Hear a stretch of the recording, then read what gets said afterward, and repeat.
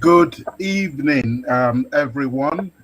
Good morning, good afternoon, good evening, depending on which part of the world you are.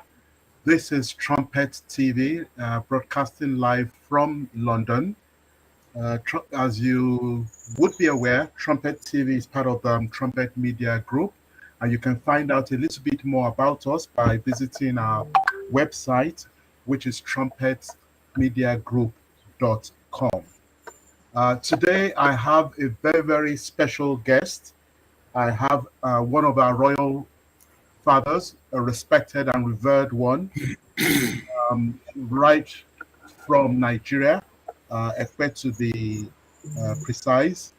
I've got in the studio, in our virtual studio, I've got our father, His Royal Majesty, Alaiyeluwa Oba Dr. Babatunde Ola Ogunlaja, the Aladeshonyin of and paramount ruler of Odo-Noforija Kingdom in the Ekpe division of Lagos State. Our royal father was the former secretary of the Lagos State Council of Obas and Chiefs. He's currently the vice chairman of the Ekpe Divisional Chieftaincy Committee and entire indigents. You're welcome to Trumpet TV. Thank you very much. Thank you so much, sir. And I want to also say congratulations as well, because you're going to be, in a matter of days, you're going to be celebrating the 20th annual anniversary of your ascension to the throne of your forefathers. So this no doubt calls for celebration, and we say very big congratulations on that. So thank you, sir. Without wasting too much time, we're going to go straight into this. Kabiesi, before you became king, you would have had a life. So if you could just give us a brief insight into your early days, right from birth through to school, through to working, before you became the paramount ruler of Odo-Noforija Kingdom. Uh, thank you very much. I'm His Royal Majesty Oba Babatunde Ola Ogunlaja, the Aladeshonyin and Paramount ruler of Odo-Noforija Kingdom in Ekpe Division, Lagos State. Before I became a monarch, I was once a businessman, and before the businessman, I worked directly with ITT Nigeria Limited, Chief MK Wadola company. At the same time, I was a storekeeper at Iluko's supermarket. Then I later entered into a business of buying and selling cars. I used to travel to Europe to buy a car and bring it down to Nigeria to sell. Along the line, I was called to the throne to ascend the throne of my forefathers in 2003. Thank you so much, Kabiesi. Thank you so much, sir. So 2003, 2003 or 2002? Well, 2003, I'm counting when the state government gave me an official Right. installation. We have been on it. I've been on it ever before. Traditionally, as a monarch, there must have been a process before government even aware that you are now the king. It's either there is a dispute, so you will pass through some certain I don't call it problem, certain process, and at the end of the day, if you are the one that God's choosing, you definitely become the king. I understand you, sir. Thank you so much, Kabiesi. So, obviously, for this 20th anniversary, you have a few things which are lined up to commemorate this occasion. I don't know if you could just give us a bit of insight in terms of what is planned.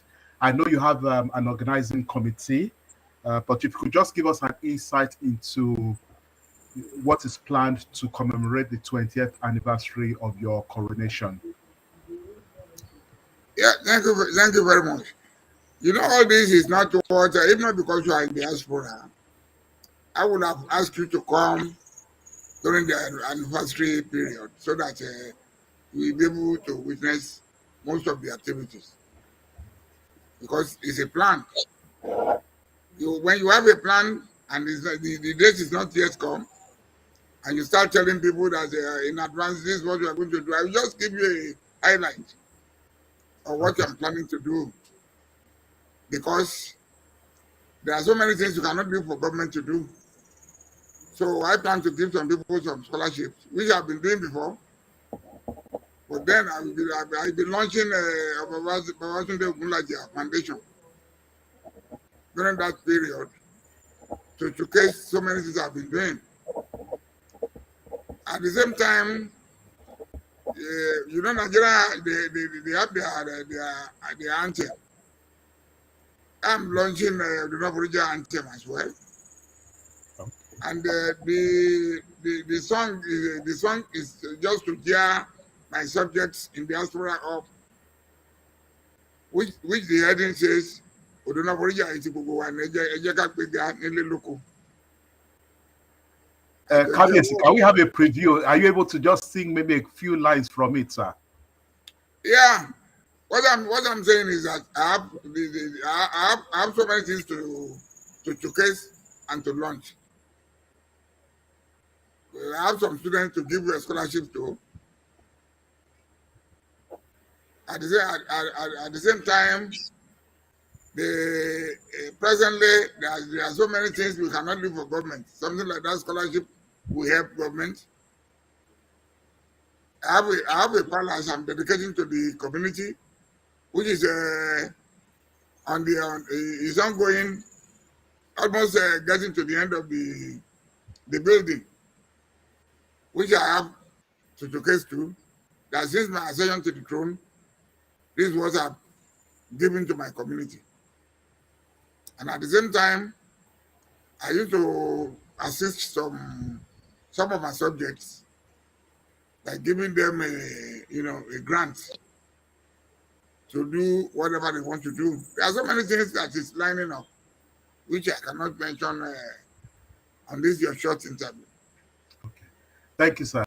So, Kabies, I was actually hoping that you would you spoke about the anthem, and that sort of attracted my attention because you said it's also it's targeted at indigenes in the diaspora. So I was wondering whether you were going to just give us maybe just sing the first two lines, or is that just reserved for D-Day? Well, I've said this earlier. I thought you said I should just give a brief. When I said Odo-Noforija yìí ti gbogbo wa na jẹ́ ká gbéga nílé lóko àjèjì ọwọ́ gbégbá dórí. Okay. So what I'm trying to prove is that no matter where you are, home is the best. You still need to come back home. So don't be afraid of coming back to come and develop your home. Where you are, if they don't develop their country, you won't be able to stay there. So in any situation we are in Nigeria, it's our home. And we have to make sure we prove ourselves to be a good citizen of Nigeria. Thank you, Kabiesi. So looking back over the last 20 years, and if you were to reflect, how would you describe the last 20 years? What would you say your achievements are? I know you mentioned in passing that you give out scholarship, but I'm sure that there's probably lots more that you have achieved since your ascension to the throne. So if you could just let our viewers have an insight into that, sir. Yeah, thank you very much. When I ascended the throne of my forefathers as the Aladeshonyin and Paramount ruler of Odo-Noforija kingdom, I know the situation of my community then. And presently, I know the situation it was now.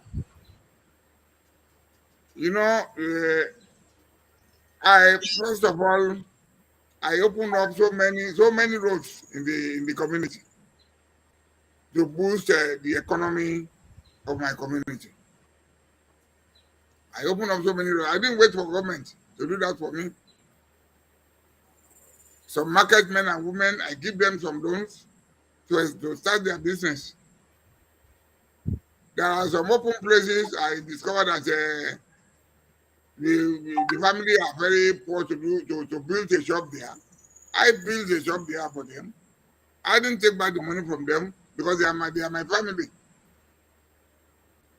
Those things I'm talking about, they are there to see. Where I am today as the palace of Aladeshonyin, it was a forest. There is no building there. The community doesn't have a palace. I personally, single-handedly, by the help of my people and some of my friends in government then, I built a befitting palace, which the building is still ongoing under I cannot say under construction because everywhere it is roofed. So I'm just trying to add more. I can call it renovation. I did that. So there are so many things in our shrine. The place was not in order to showcase, because I discovered that all these countries like Jerusalem, like Mecca, we used to go. They maintain their heritage. For me to be the custodian of my property,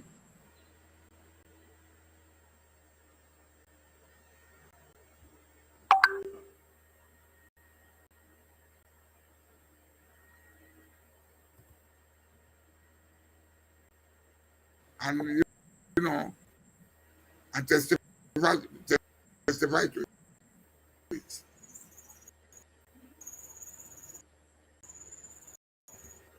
Thank you so much. The scholarships. I've mentioned the primary school in my community as well. Government assists me to support me. They supported me by it. So I still continue, trying my best to make my subjects happy. Thank you so much. That is short story about the development for now. Thank you. Okay, thank you very much, Kabiesi. So it's nice to hear the things that you've been able to do, and we can only but wish that you'll be able to do more, and especially with this foundation that you're launching, we hope, we wish that the foundation would achieve greater heights. Now, moving on, right now, the British monarchy is under focus, especially because we lost one monarch and then another one has just ascended the throne. But not just the fact that there was a transition, but we had a situation where the monarch was there for over 70 years. How would you compare monarchy in a place like Britain and monarchy in Nigeria? Would you say that there are things that are common? Would you say that maybe one is advanced of the other? How do you see things, Kabiesi? Well, the issue of monarchy in the Britain, I believe they colonized Nigeria, if I'm not mistaken. That's correct, sir. And I'm quite sure when you look back with the government of the demised king in Britain, that is Queen Elizabeth. When you look back, you know how they started. It might be very difficult from the beginning, but at the end of the day, they get themselves together, which makes everybody, thinking of going to UK. From every country, they always like to go to UK. To me, I believe we in Nigeria, I believe one day we will get there as well. The road might be rough because we cannot compare us because Queen Elizabeth reigned for so long, and she has the same system of governing. So I believe everything will be okay for us in Nigeria. We don't need to, with time. By the time we are running different governments, we will get there one day. Very encouraging words, Kabiesi. We will get there one day. Let's look at monarchy, take a closer look at monarchy in Nigeria itself. If one was to look at a few recent examples, we've had situations where it would appear that if you look at the past, monarchs tended to be a lot, respected. In fact, politicians would make sure that they consult them in everything before they even take any step, or they treat them with a lot more respect. But when you look at recent times, there have been a few situations where it appears to be the other way around. Other way around in the sense that there have been situations where even politicians have actually publicly told off royal fathers in Nigeria. What are your views on this? What would you say is causing this? Could it be the fact that there's a stipend that is being paid by government to the royal fathers? Is there any way around it? Um, does it mean that our royal fathers need to find a way of being a lot more self-sufficient? Thank you very much. To me, I believe it depends on the individual. I believe in that. Because as far as I'm concerned, I never got any embarrassment through any government. And you know, in any democratic setup, you cannot avoid all this. It's now left for you as the royal father to take your stand that this is what I want and this is what I don't want. Because the way I see it, when you are running a democracy, a lot is underneath it. A lot are behind it. But you as a royal father, you should let whoever that is in government realize that you are a father, and a children must not root to his father. So I never receive any rudeness from any government or any leader in the government based on the way I comport myself. Thank you so much, Kabiesi. Just as we round this up, what have you done to attract your subjects in the diaspora for them to actually contribute to the development of your kingdom? Thank you very much. I've done a lot. I'll give you an example. My first example is that when I started traveling traveling outside the country, when I started the throne of my forefathers, there are a lot of informations. By the time you are asking them why do you refuse to come back home, they will tell you that the way people at home, the way they behave, or the way they do with them, maybe you ask them to do something. Instead of doing it, you will not see your money, and you will not even see what they want to do. You ask them to do for you. So I started encouraging them. When they were disappointed from somewhere else, I will get there and ask what is happening there. We get a solution. So from there, they started depending on me. A lot of them decided to pass through me to come and develop to come and develop my community. And that's the only way they can pay me back. And some of my subjects, whom I had is in abroad, and he did not come home, I will try to locate him or her. Maybe by way of my exposure, definitely whatever advice given to them, they will take to that advice, and that advice will favor them. Thank you very much, Kabiesi. Just as we close, what would be your message to your subjects and your people in the Odo-Noforija kingdom, both in Nigeria and also abroad? Yeah, thank you very much. I'm sure this 20th anniversary now, a lot are coming home to witness the occasion. Based on my advice, and I'm sure by the time they are at home to celebrate with me, they will witness a lot of development. So seeing is believing. Based on that development, they will be encouraged to do a lot and to do so many things to support what we are doing at home. And those at home, they are seeing what is happening, and all of them they continue to support my initiative.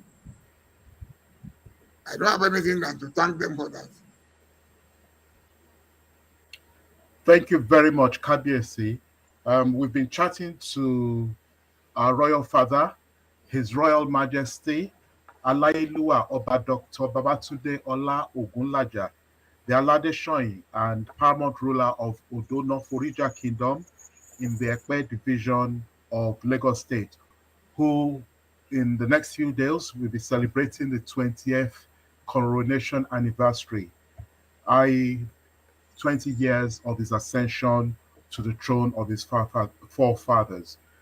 Thank you so much for devoting some time to speak to Trumpet TV, and we wish you all the very best as you celebrate this. We even wish you many more years ahead, and there will be peace in Odo-Noforija Kingdom, and your subjects would remember your reign for good. Thank you so much, Kabiesi. You're welcome.